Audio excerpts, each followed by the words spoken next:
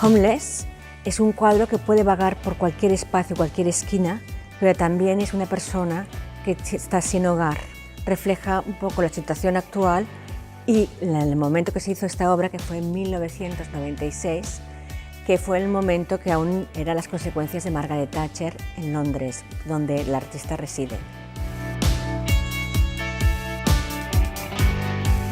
Hemos querido mostrar en esta retrospectiva de 22 años de lenguaje distintas técnicas, distintos tamaños, y hemos hecho que todas hablen entre sí sin seguir una cronología, de un artista que ha expandido el lenguaje de la pintura utilizando tanto la pintura como la escultura.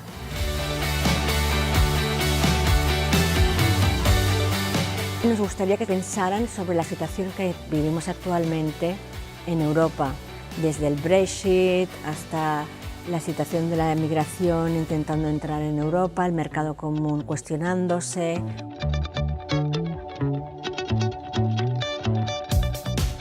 Para el artista exponer en Azcuna Centro A ha sido algo fantástico. Uno, porque siempre ha tenido relación con Euskadi desde Manifesta 5 en San Sebastián, en Donosti. Dos, porque el espacio tiene una trayectoria de dar exposiciones individuales, que tiene también esta parte como bastante política. Ha sido fantástico como comisaria poder instalar obras súper altas y grandes de todos los tamaños, porque el espacio de Azcuna Centro te da una versatilidad enorme a la obra.